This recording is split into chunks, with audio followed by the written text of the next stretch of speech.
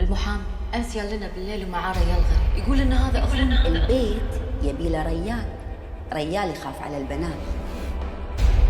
أكيد بنلقى طريقة نبعد فيها هالمحتال عن الشركة. وقام سجل كل حلاله وفلوسه باسمك، وهذا شيء من حقك.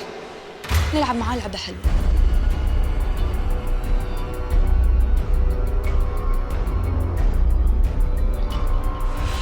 السلام عليكم. أنا أمنعك إنك تتصرف بمال الوالد طالما إن إحنا عندنا شك إن هذا أخونا. اللي سواه أبوي صدمة قوية بالنسبة لنا. لا نقدر نروح ولا نجي، ويأمرنا ونطيع كلامه بعد. أنا وياك ما ننفع. أنت وسوى لك الناس اللي حواليه ممكن إنهم يدمرونه. أرجوكي لا تخسريني.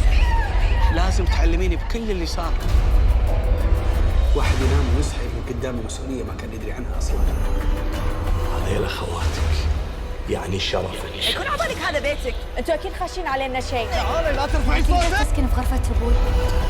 مكانه فاضي. يا أخي روح مع المحامي، يمكن الخير قدامك هناك.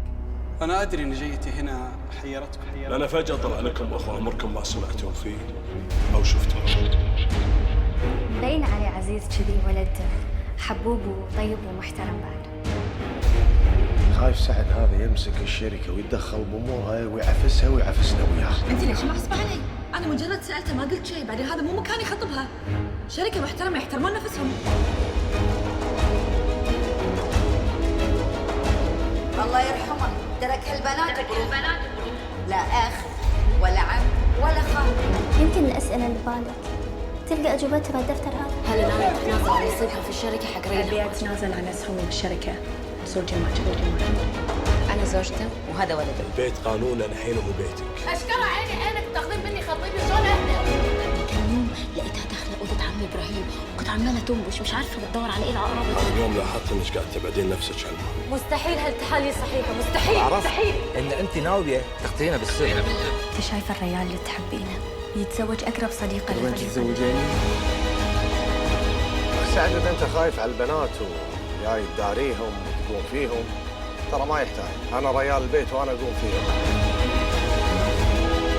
يقول إن أبوي كتب لك كل ثروته وعنده شهود على هالكلام. هذه الخطة الطريقة الوحيدة اللي قدامنا. هذه 1000 دينار. أنت عنا هذا كليب على الفاضي. يمكن نلقى حل نلغي هالوصية ولا نبطلها.